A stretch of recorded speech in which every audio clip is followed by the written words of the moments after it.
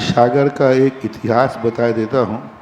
सागर में सदा से शिविर लगते आए, जब गणेश प्रसाद वर्णी जी के प्रेरणा से लगते थे। बाद में एक क्षुल्लक सन्मत सागर आए थे, उन्होंने शिविरों की परंपरा चलाई थी और उन शिविरों का परिणाम है कि क्षमा सागर जी, मैं और आज का धर्मवती वगैरह, ये सब उसी शिविरों की देन है।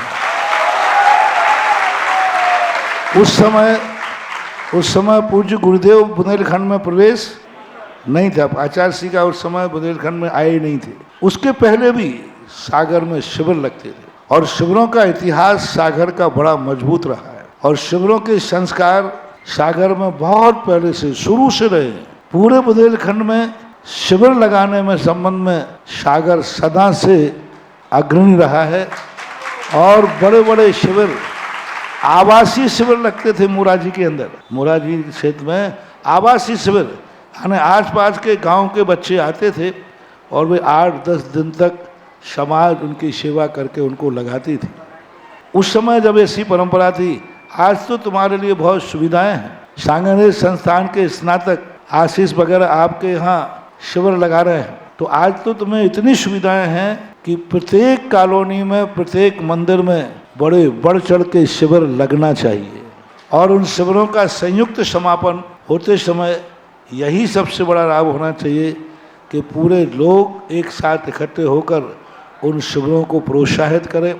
शिविरों में जितना उत्साहित हो, सबसे बड़ी चीज़ है बड़े लोगों को शिविरों में जब आर्थिक चीज़ आती है, उनको पुरस्कारों की, उनको भोजन आदि व्यवस्था की, उनके आवास की, तो उनको बढ़ चढ़ के देना चाहिए।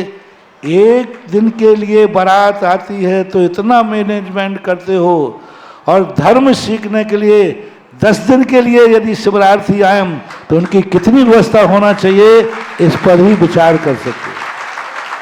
कितनी करते हो, कितना खर्च करते हो। एक दिन की बारात आती है और ये तो धर्म सीखने के लिए 10 दिन के लिए आपके यहाँ शिविर लगते हैं। ऐसे बच्चों के लिए बहुत प्रोत्साहन, उत्साह समाज के द्वारा मिलना चाहिए और सागर का ये इतिहास हमेशा से रहा है और आज भी और कल भी कायम रहना चाहिए। हाँ, दूसरा बड़ा शिविर वाचना का पूज्य गुरुदेव ने, हम साक्षी हैं, सन 1980 में ऐसा शिविर लगा जहाँ भारत के सारे विद्वान और हम सब साधु लोग मोराजी में पहली वाचना सन 1980 में की थी और उस 80 की वाचना में पंडित जी साहब थे, पन्नालाल जी साहब, बड़े बड़े विद्वान उस समय आए थे और बहुत बड़ा कार्य रहा।